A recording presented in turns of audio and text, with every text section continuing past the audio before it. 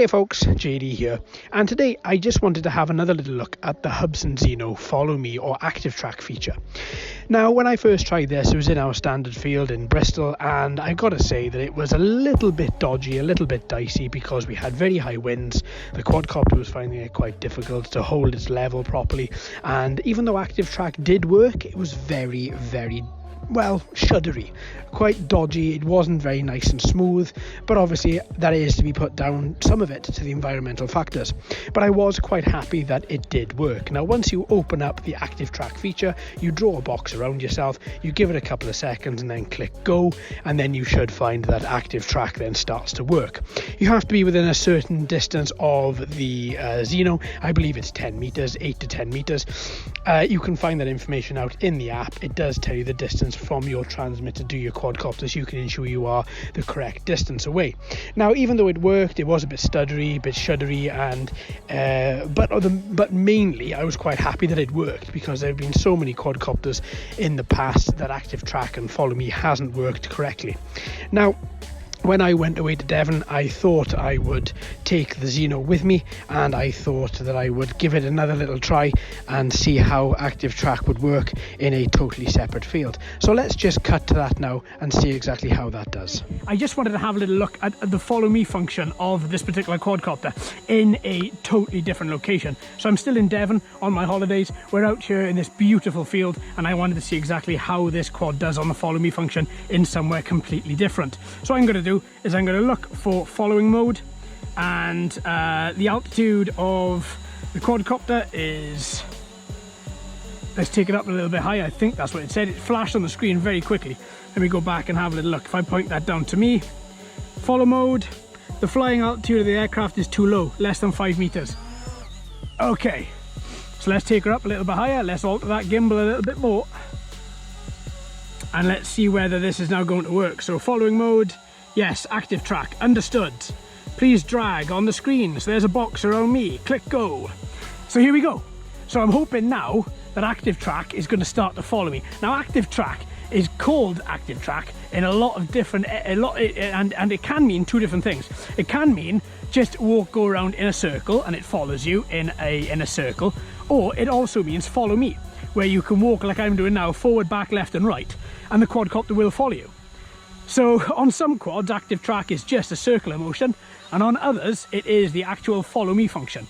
I'm finding, because I'm in a much open area and I'm very high up, that I'm finding this actually works remarkably well. Look at it go. Absolutely fantastic. So much so I'm going to turn my back in it. No, I'm not. I'm going to walk down here. Oh, it's cows in the field. I want to not go too far, then I don't want to scare them. There we go. And walk around, and I actually feel as if this particular quad is actually very sturdy. If I walk towards the quad, it reverses. I'm very happy with how that works. So in my field, I'm surrounded by trees and I'm quite low down in a valley.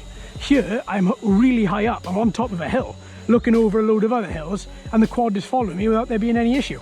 There we go. I'm really happy with that, because when I was using it in the field, it was very jerky, but don't get me wrong, we also had 10-mile-an-hour winds there. Here, we don't even have a 1-mile-an-hour breeze. So here we've got, exemplary conditions.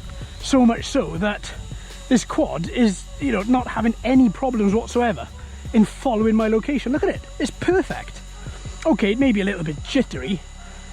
What happens if I go at a bit of speed? So if I run a bit, the quad keeps up, and if I stop and change directions, then the quad stops and changes directions. Brilliant. So if I run away down here now, running away from the quad, turn around, quad is there. Perfect. Yeah, I'm very happy with that. Very happy with that at all at a height of 21 foot as well. Yeah, I think that's excellent. Perfect. There we go. Well, that was all the test that I wanted to do today. I'm going to stop Active Track. I just wanted to see how it would perform in a different location. So my conditions here are very different to normal, very different to back home. Back home I'm inside a valley. Here I'm on top of a hill overlooking other hills. So I have a nice open clear sky. When I was testing it in Bristol, I had 10 to 12 mile an hour winds hitting the quad as well, so the quad was jittery, moving about quite a lot, whereas here we have a wind less than 1 mile an hour and it was very, very good, very, very sturdy in the air. Didn't find that there was any issue with it whatsoever. I was able to run, it was able to keep up. If I changed directions, it kept up. So all in all, I'm very happy with how this works. So I think the next step now is, and these motors, see, nicely balanced, nice balanced quad. No motor is warmer than any other motor, and even then it can't really be misconstrued as warm. It's just sort of a nice temperature. That's perfect. I really like that. Right, okay, so I reckon that the trick to active track in any location with any quadcopter is having a bit of altitude, having a bit of height, and standing on top of a hill like this certainly does help matters. But obviously, that's not really a real world test for a lot of people, especially myself included, when we live in cities and getting on top of a hill is next to nigh on impossible. But one thing I am happy about is that I was able to test it out here and that it was able to work, well, very, very well for me. So there we are, my friends. I'm going to call that a day. I'm very happy with that. I hope you are too. Thanks ever so much for watching and listening. I've been JD. You've been fantastic as always. If you haven't already, please like and subscribe. Hello and welcome to all the new subscribers. I hope you're enjoying the channel. So until next time, my friends, happy flying.